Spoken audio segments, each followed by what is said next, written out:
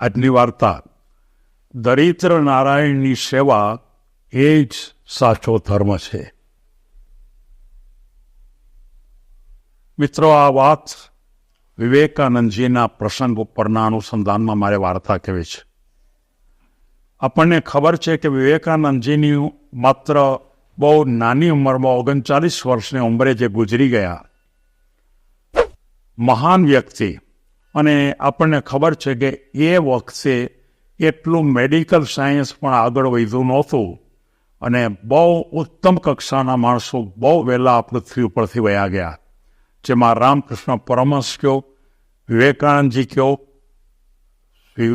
રામ શાસ્ત્રી કયો, અનેક વ્યક્તિઓ તમે જોઈ શકશો કે આ લગભગ 30-40ની વચ્ચેના ગાળામાં, કેટલાક 40 અને 50ની વર્ષના ગાળામાં એ ચાલ્યા ગયા.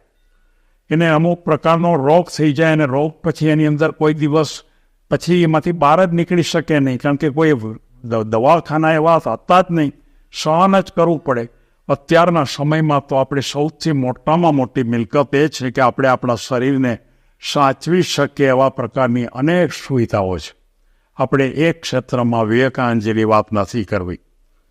વિવેકાનંદજી 39 વર્ષની ઉંમરે વયા ગયા, તેમ છતાં પણ એની ઊંચાઈની તો આપણે કલ્પના પણ કરી શકતા નથી. એટલી મહાન વ્યક્તિ. એક વખત એ વિવેકાનંદજીની પાસે 4-5 યુવાનો આવે છે અને એમને એમ કહે છે કે અમારે ધર્મનું જ્ઞાન લેવું છે, આધ્યાત્મિકના ક્ષેત્રમાં અમારે જવું છે, અમને ધર્મનું જ્ઞાન આપો અને સાથોસાથ રાષ્ટ્ર માટેનું પણ જ્ઞાન આપો, એટલે કે તમે જે રીતે જીવન જીવો છો એ પ્રકારની ભૂમિકા ઉપર અમને માર્ગદર્શન આપો. યુવાનો હતા, કોલેજમાં ભણતા યુવાનો. ત્યારે એ વિવેકાનંદજી એમ કહે છે કે તમે કરો છો શું અત્યારે? ત્યારે એણે એમ કીધું કે અમે 4 જણા ભણીએ છીએ અને અમે આ જુદા જુદા રાજ્યોની અંદર, એટલે કે 2 જણા છે અમુક રાજ્યમાં, 2 બીજા રાજ્યમાં છે. ત્યારે વિવેકાનંદજી એમ કીધું કે તમને ખબર છે કે અત્યારે બિહારની અંદર બહુ દુષ્કાળ પડ્યો છે? એટલે કે અમને ખબર છે.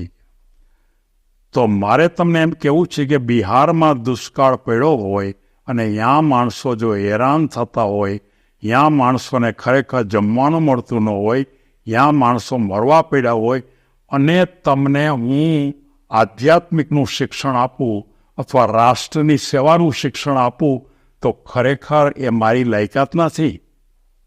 આ સમયે મારે તમને એ યાદ આપવું જોઈએ કે તમે જે લોકો પરવશ છે, જે લોકો દરિદ્ર નારાયણ છે, પરવશ એટલે જેની પાસે કોઈ તેવી તાકાત જ નથી કે પોતાનો રસ્તો ગોતે, એવા માંદા છે કે જે પોતે ચાલી શકતા નથી, દુષ્કાળ છે, ખાવા માટે કંઈ વસ્તુ મળતી નથી, છોકરાઓ રખડે છે, આવા પ્રકારની અંદર બિહારમાં, એ વખતે બિહારમાં બહુ મોટો દુષ્કાળ પડેલો. એવે વખતે મારે તમને 4ને એમ કહેવું છે કે તમે 4 બીજા આપણે અહીંથી 2-4 દિવસમાં 10-15 તમારા જેવા યુવાનને ગોતી અને તમારી સાથે હું આવી અને બિહારની અંદર આપણે સેવા કરવાની છે. આપણે આધ્યાત્મિક જ્ઞાન, ભગવાનનું જ્ઞાન હમણાં લેવાની જરૂર નથી. ભગવાન પાસેથી મોક્ષ લેવાની જરૂર નથી. ભગવાન આપણને આવતા વખતમાં સારો અવતાર આપે છે એ બતાવવાની જરૂરિયાત નથી. અત્યારે રાષ્ટ્રની સેવા કરવાની પણ પછીની વાત છે. સૌથી પહેલાં જે લોકો તકલીફમાં છે એને જીવાડવાનો પ્રયત્ન કરો. અને બધાએ આપણે લાગી પડીએ બિહારની અંદર અને ત્યાં સેવાની ભૂમિકામાં તમારી તાકાત હોય એટલું કામ કરો. આપણે બધા ભેગા મળી એક ત્યાં જગ્યાએ રહેશું, કોઈને તકલીફ પણ નહીં આપી અને ખરેખર અમે સેવા કરીશું. ત્યારે બધા યુવાનોના મનમાં એમ પ્રશ્ન થયો કે વિવેકાનંદજીની ઊંચાઈની કલ્પના તો કરો. એક આધ્યાત્મિક સંતની ફરજની ભૂમિકા એ છે કે સમાજને આધ્યાત્મ તરફ લઈ જવું. પણ વિવેકાનંદજી છે તો રાષ્ટ્રભક્ત હતા, એ સમાજ ભક્ત હતા, એ માનવ ભક્ત હતા અને સાથોસાથ પછી એ ધર્મની ભૂમિકા પર આધ્યાત્મિક ભક્ત હતા.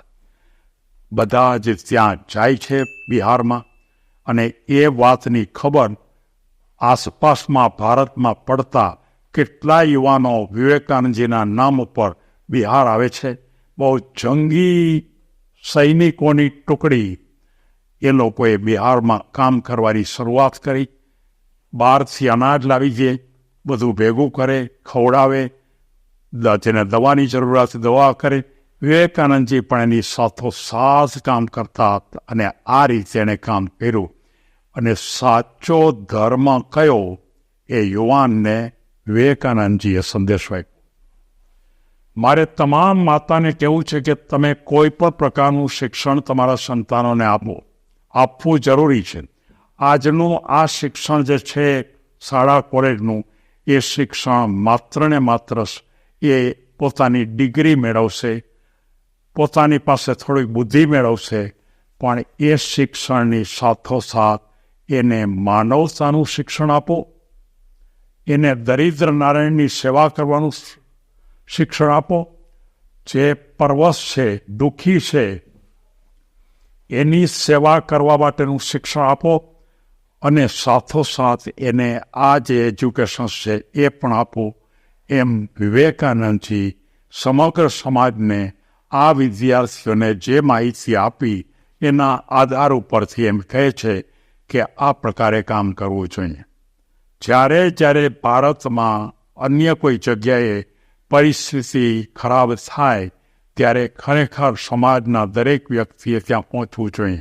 જેની જેવી તાકાત કચ્છમાં જ્યારે ધરતીકંપ આવ્યો, બીજા દેશમાં જ્યારે ખરેખર અન્ય પ્રકારના વાવાઝોડા એવા, ક્યારેક માનો કે કોઈ સુનામી આવી ત્યારે માણસો ત્યાં પહોંચી જતા હોય છે, આવા પ્રકારના માણસો. અને એ સમજે છે કે સાચો ધર્મ એ આપણે જે કરી છે એ નહીં, પણ માનવતાની ભૂમિકા ઉપરનું ધર્મ. માનવતાનું શિક્ષણ દુનિયાનું સૌથી મોટું શિક્ષણ. ધન્યવાદ.